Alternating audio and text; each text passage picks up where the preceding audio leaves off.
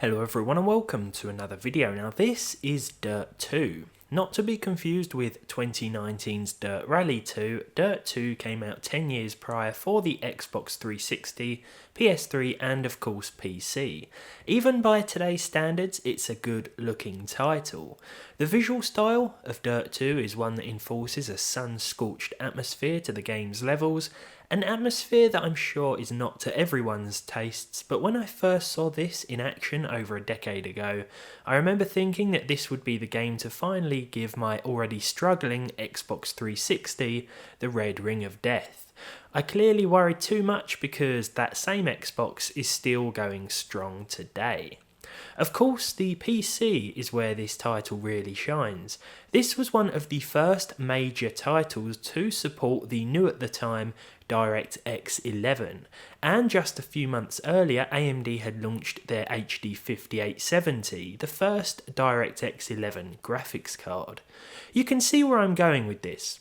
Now Dirt 2 didn't exclusively run in DX11 mode. That wouldn't have been a wise decision by the developers because it would have barred the vast majority of people from actually playing. If you didn't have a DirectX 11 supported GPU, then the game would have just run in DX9 mode, like most games did back then. Even in 2021, the performance differences between DX9 and DX11 mode are very noticeable, with the Ultra preset offering very different performance figures for both DirectX versions. I'm using a 2GB GTX 950 which came out quite a while after this game, and even though the average and minimum frame rates are respectable, the DX11 Ultra mode significantly reduces the levels of overall performance. Now don't get me wrong, it looks and plays great, but that difference is hard to ignore. This test was conducted on an Nvidia card though, and considering this game has AMD branding and was used to showcase AMD's first DirectX 11 GPU and all that, well, I'm sure you get what I'm getting at. If we switch to a once mid-range HD 5830, another card in AMD's first round DX11 lineup, then once again we get some big performance differences between DX9 and DX11 mode, so it's not just Nvidia cards after all. You might be wondering a couple of things at this point. The first is probably, what did this game's DX11 mode actually add for such a performance sacrifice? It can be hard to pick up on the changes while racing, which is why I might argue that forcing DX9 mode is still the best way to play, even if you have a DX11 GPU. It can still be difficult to pick up on the extra visual additions with the screenshots too. With DX11, we get hardware tessellated dynamic water, dynamic cloth and crowds. Bodies of water do look better with DX11, there are more ripples and a less flat look to the liquid. The curves in the flags around the tracks also look a little more refined, a little more natural if you will, as they blow in the wind. I can't help but feel that the water and flags were only added to show off these changes. I mean, water in Baja? Does it even rain there?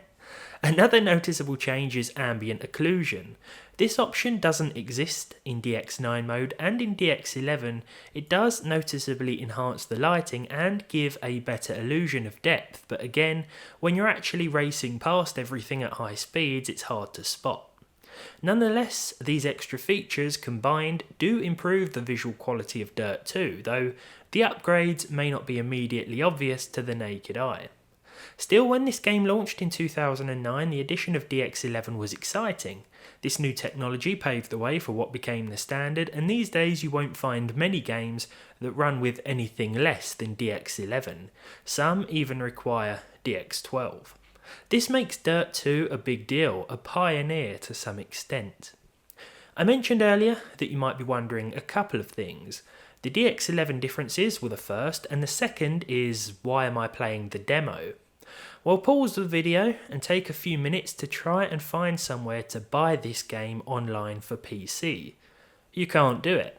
It's not on Steam, and sites selling CD keys don't have it either.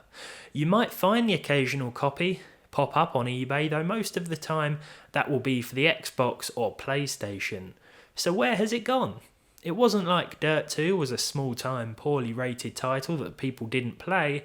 It was popular, and as one of the first DX11 games, it was pretty groundbreaking, not to mention just how good it looked. Well, we spoke about this a while back in my Forza Motorsport 7 End of Life video.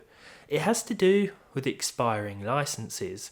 Whether that's car or music licenses, I can't be 100% sure, but once the licenses expired, no matter what they were, the game was delisted. Initially, I saw the games for Windows Live requirement and thought that it might have been the fact that that had been shut down, but this game still works if you have GFWL installed on your system. You don't even need to be able to log in. At least I didn't. You can either channel your inner Blackbeard to obtain this game, which I should state for legal reasons I do not condone, that's naughty, or you can buy a physical copy used. Furthermore, you can also just download the demo from a number of legit sites, some of which have hosted the download since way back in 2009, and still get hundreds of weekly downloads even today. Dirt 2 for me is one of the best in the series, and it's always a shame to see games disappear, even if they're not forgotten. Dirt 2 certainly shouldn't be. It helped usher in the future of PC gaming in a way, and visually it still holds up, even in 2021. That's all for this one then. I thought we'd explore the history of one of the first DX11 games, talk about the changes it actually brought in as a game itself, and then talk about what happened to it. If you enjoyed this one, well, please leave a like on it down below, leave a dislike if you didn't, subscribe to the channel if you haven't done so already. Thank you again for watching, and hopefully I'll see all of you in the next video.